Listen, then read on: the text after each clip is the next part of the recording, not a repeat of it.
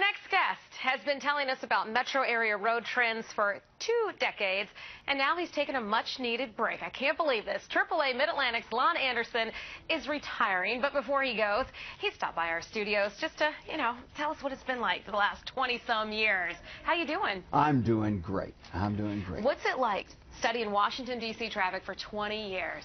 It's a study in frustration. And you, who has been reporting on traffic all those years, know as well as I that, we've made a lot of changes, done a lot of things, but at the end of the day, Texas Transportation Institute and others still say we have some of the worst congestion in the United States. Absolutely. It's been frustrating for me because we haven't really been able to shake that moniker. Right. I call it kind of the Olympics of congestion, and we have claimed the gold medal, and we can't seem to get rid of that darn thing. It's an albatross. It's not a medal. It's an albatross around our neck. No, the way our politicians act in this town, it's a medal because they continue. You don't get to be the worst in the nation without having decades of bad decision making. Right? So I think they deserve that medal. Well, speaking of some bad decision making, what are some of the hot spots? Oh, let's start off with this: the express lanes. Yeah. We've got them on the Beltway now between Braddock Road, or at Braddock Road. We've got them north of 66 headed up to GW Parkway. We've got them on 95 south of Dumfries. What do you think about them? I think that they are really helping. I think, it depends on your perspective, but I think that we would discover if we looked at the trip lengths on the Beltway right now in Virginia on 95 that we're saving time. Right. And, for people who use the express lanes, in many cases, they're really saving time. The only holdup, of course, is when you go to get off of them. Right. Then you have to merge back into the Capitol Beltway or I-95, and traffic in the regular lanes is slow, largely because of the merge. Right. But the traffic those express lanes are drawing off of the regular lanes also mean that the regular lanes are moving better. So, I think those are great.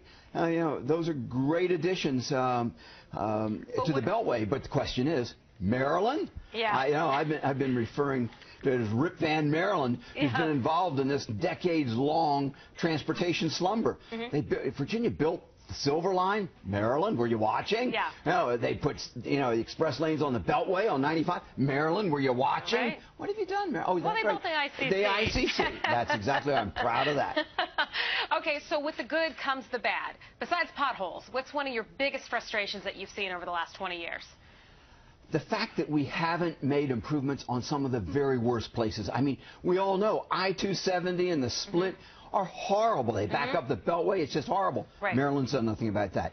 And in Virginia, I-66. I think both secretaries of transportation want to do something about, I know that I've talked to Maryland Secretary Pete Ron.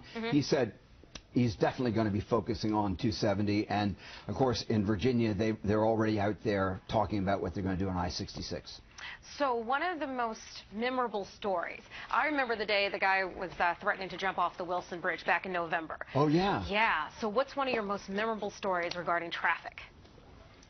I think one of them happens to be, my family's always on me because we were having a family dinner, and I said, well, I'm going to have to step out and do an interview on my front yard, and it's about this fatal crash that happened on 95 in Northern Virginia.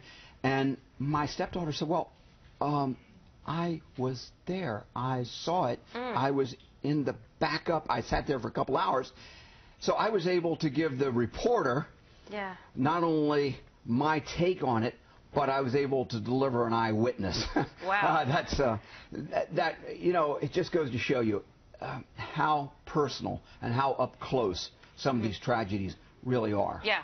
And we have to remember that we talk about statistics and lives lost and injuries and everything else, but at the end of the day, we're talking about real people.